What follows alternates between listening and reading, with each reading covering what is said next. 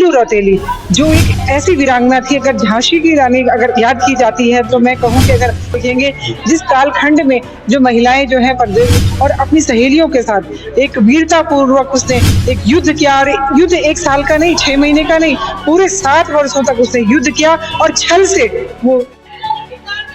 तीलू रौतेली एक ऐसी वीरांगना जिनको पूरा उत्तराखंड का हर शख्स बच्चा बच्चा जानता है, और आज वो गढ़वाली नाटक जनपद देहरादून में आयोजित हुआ, उसको देखने हमारे बीच मौजूद है। और कैसे देखते हैं इस पूरे नाटक को?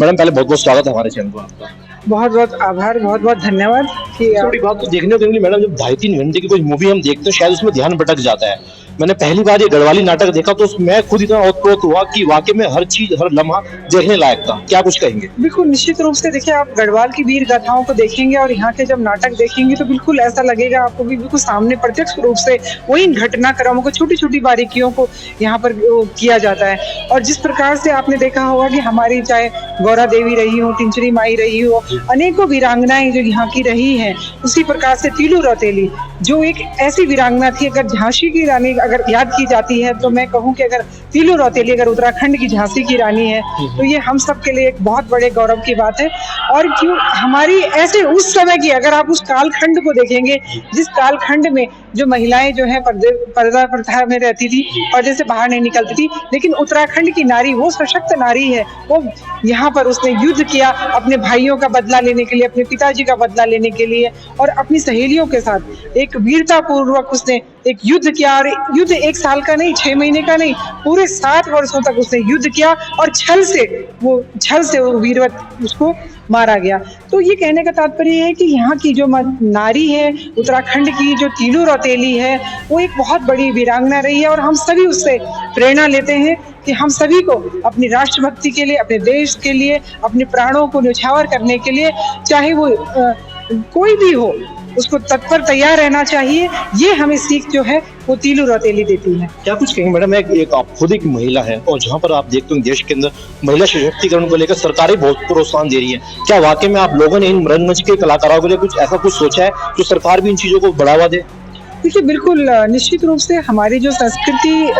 का जो विभाग है वो हमारे जितने भी महापुरुष हैं उनकी वीर गाथाओं को लेकर, उनके जो कृतित्व हैं जो उन्होंने किए हैं उनको लेकर नाट्य मंचन के द्वारा जन जन में प्रसारित करने का प्रयास करती है, और हम उनको प्रोत्साहित भी करते हैं, प्रोत्साहन राशि भी दी जाती है, और समय समय पर अनेकों चाहे अगर आप देखेंगे पूरे यही नहीं, पूरे उत्तराखंड में नहीं, पूरे भारत में ही नहीं, बल्कि पूरे विश्व में ये जो उत्तराखंड की जो संस्कृति है उसका प्रचारित प्रसारित करने के लिए हमारे जो कलाकार हैं वो अन्य देशों में भी जाते हैं। तो ये एक हमारी संस्कृति विभाग की ओर से ये एक क्योंकि प्रोत्साहन हम हर कलाकार को देते हैं। 524 के दर्शकों को क्या कुछ मैसेज देना चाहिए, खासतौर से युवाओं को, क्योंकि आजकल का जो युवा है मैडम आप देखते होंगे वेस्टर्न कल्चर की ओर ज्यादा आकर्षित होता जा रहा है? देखिए बिल्कुल निश्चित रूप से देखिए, उत्तराखंड अगर मैं पहाड़ी में बोलूं, जैसे माननीय प्रधानमंत्री श्री नरेंद्र मोदी जी ने कहा कि अपनी बोली भाषा में बोला तो किले की यह जो यूनेस्को भी बोले कि ये विलुप्त होने कगारम चाहिए भाषा, तो ये बोला। तो मेरा यही है बहुत अच्छा आपके माध्यम से, आपके चैनल के माध्यम से, कि बिल्कुल अपनी बोली भाषा, अपनी पहचान को,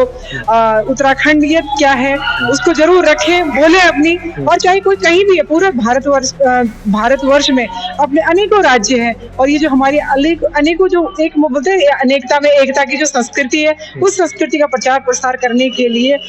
सभी लोगों को आगे आना चाहिए और अपनी बोली भाषा और अपनी पहचान जो है सबके पूरे विश्व के सामने रखनी चाहिए। बहुत शुक्रिया। कलाकार हैं जी, इन रंगमंच के कलाकार के भविष्य के लिए और इनके करियर के लिए किस तरह की व्यवस्थाएं बनाई जा रही है? देखिए बिल्कुल हमारा जो विभाग है इनका जो मैं अगर कहूँगी कि पहले तो कला एक कला ऐसी होती है जो हर व्यक्ति में होती है, चाहे वो कहीं भी काम कर रहा हो, लेकिन कला उसके अंदर होती है। लेकिन हम चाहते हैं कि जो इस कला से जुड़े हुए लोग हैं उन कलाकारों के लिए हम एक प्रोत्साहन राशि भी देते हैं, उनको हर तरीके का मंच भी प्रदान करते हैं, और उनके जो उज्जवल भविष्य के लिए भी हमने अनेकों जैसे योजनाएं बनाई है। हमारे अनेकों जैसे सरकारी विभाग से अनेकों कार्यक्रम होते हैं, उन कार्यक्रमों में भी उनको जोड़ा जाता है। और बहुत सारे ऐसे हमारे नुक्कड़ नाटक हैं जो छोटी छोटी जगह में जहाँ पे हर कोई नहीं पहुंच पाता, लेकिन हम उन नुक्कड़ नाटकों के माध्यम से जन जागृति अभियान भी चलाते हैं, चाहे वो शिक्षा के क्षेत्र में हो, चाहे स्वास्थ्य के क्षेत्र में हो, चाहे अन्य क्षेत्रों में हो। हम उन कलाकारों के माध्यम से हर एक जन जागरूकता अभियान हम उनके माध्यम से करते हैं और उनको सहयोग भी करते हैं। हम कलाकारों को हम उनको सहयोग करते हैं, उनका तो बहुत बड़ा योगदान है। चलिए बहुत शुक्रिया अपना कीमती समय देने के लिए। तो आपने देखा ये थी मधु भट्ट जिन्होंने